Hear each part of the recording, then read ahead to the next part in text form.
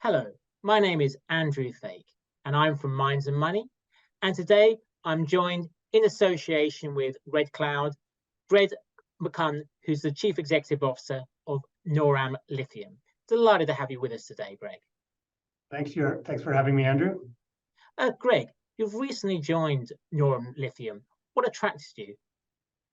Yeah, well, thanks. No, it's happy to be here. And look, Noram Lithium is an exploration and development company. We own the Zeus Lithium Project, which is located in the Clayton Valley in Nevada. It's about halfway between the cities of Reno and Las Vegas. And I think what attracted me to this opportunity was, first of all, it's an incredible backdrop right now, as you're well aware, for the lithium space. But Zeus is a unique project. It's a clay-based lithium deposit. It's located right at surface. Very little waste stripping to be had here. Being a clay deposit, it does have an element of processing. It's really not a mining project. It's more of a metallurgical processing. For the last 15 years, I've been in C-suite roles in junior mining companies, both in base metals and in precious metals. But before that, my technical background and really a bit of a passion was in hydrometallurgy. And so I spent most of my career working in leaching, purification, refining, mostly in base metals and copper and nickel and cobalt, a little bit of zinc and lead as well. But this is sort of right up my alley, if you like. It's a very interesting project with a tremendous scale and a tremendous location. It has, my skill sets, I think, could be very valuable in helping develop this project. And of course, lithium was one of the best performing metals of 2022, and we don't see any signs of the demand for lithium abating. But the question I'm kind of curious to ask is: there's obviously a lot of lithium mining companies out there. What kind of makes you stand out from the rest of the opportunities? Yeah, so when you look at Zeus, as I said, it's a fairly unique project. And if you were following our news flow, we've recently announced an update to our mineral resource estimate. So first and foremost, what I think makes this unique and stand out is it's a big project. So we've got over 1 billion tons of measured and indicated resources here, grading about 940 ppm lithium. So if you looked at on a lithium carbonate equivalent or an LCE contained basis, that's 5.2 million tons of LCE contained in measured and indicated resources. There's another 1.1 million tons still in the inferred resource of LCE contained. So it's big, but it also has a unique characteristic that there's a high-grade core to this deposit.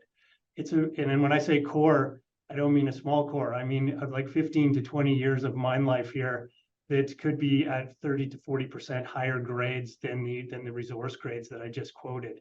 So there's a real opportunity to come in and make a project here that has a manageable capital cost with a high grade 15 to 20 year mine life that'll generate, I think, tremendous returns for the shareholders. So it's in a great location in Nevada, a good place to build a mine. You've seen some positive news come out of other companies that are developing in Nevada here, even this morning as we record this. So it's I think a good space, the right project at the right time in the right place. And all the stars seem to be aligning for it. What can investors who invest in Noram Lithium expect to then hear from you in the next, say, 6 to 18 months? What are your kind of key up and coming timelines? Yeah, so we've just recently been, I think, setting ourselves up very well for what should be a very exciting 2023. There's lots of progress that's now the base is being set for. I mentioned that we just updated our mineral resource estimate. That sort of set the table with that large measured and indicated resource base for us to start working on continuing de-risking the project. We've also put together a team, with some technical expertise that's going to be required here. We've started to add and complement to our technical team. We put in place a very well-known hydrometallurgist to help us develop the metallurgical flow sheet, and a hydrogeologist to help us ensure that we have a consistent water supply for the project. So the table's set for some real news flow here over the next 4 to 5 months. First and foremost, what you would have seen maybe this morning was that we are working now with SRK on optimizing the mine plan, and that's focusing on this high-grade core that I was just alluding to.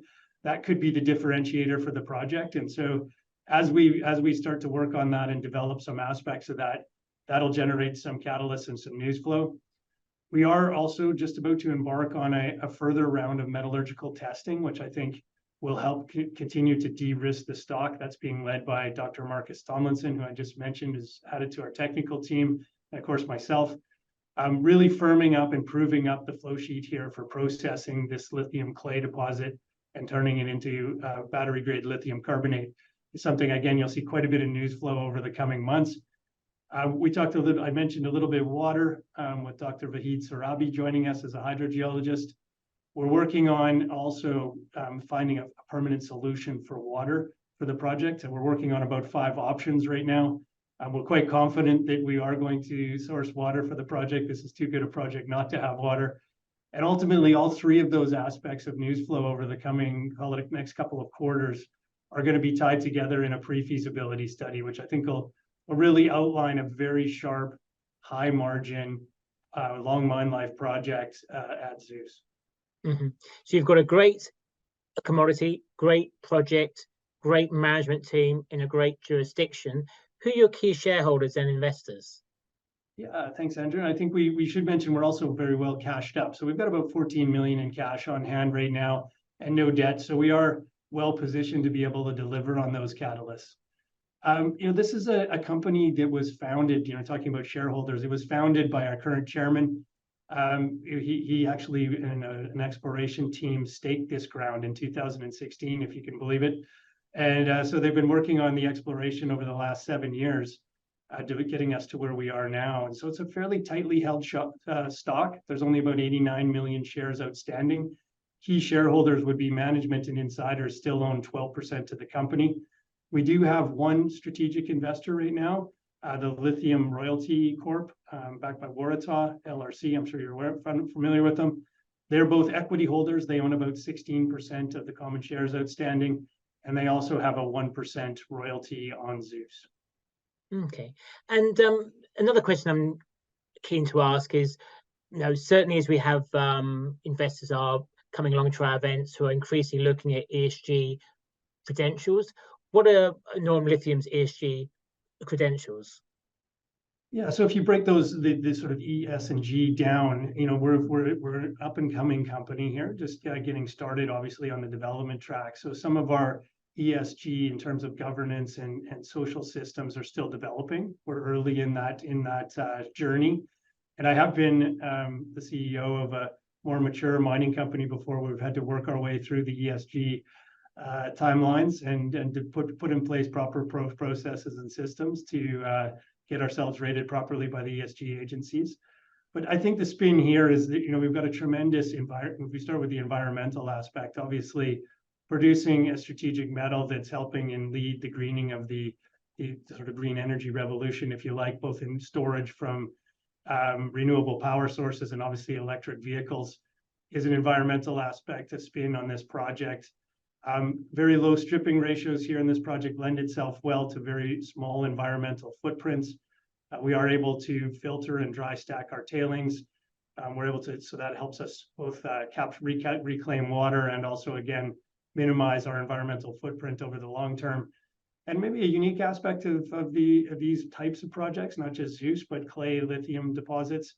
Most of them will be generating their own power on site from burning sulfur, producing sulfuric acid as a reagent that's consumed in the process. The byproduct of that is carbon-free power, which supplies not only all the power for the mine, but also a little bit of extra power that we can put back into the grid. So there's some strong baseline for our environmental angles to the E component of ESG. Social-wise, this is a good spot to build a mine. We will be working obviously with local First Nations and communities and other stakeholders here on the social side of our project. Governance-wise, yeah, we're a fairly small company at this stage, so not a lot of detailed layers of governance yet, but that's all a process that we'll be working through in the coming years. Well, we certainly wish you all the best for not just 2023, but also beyond as well. Delighted to have you on Mines and Money TV today. That again was Greg McCunn, the Chief Executive Officer of Noram Lithium. Thank you very much for your time today, Greg. Always a pleasure, Andrew. Thank you.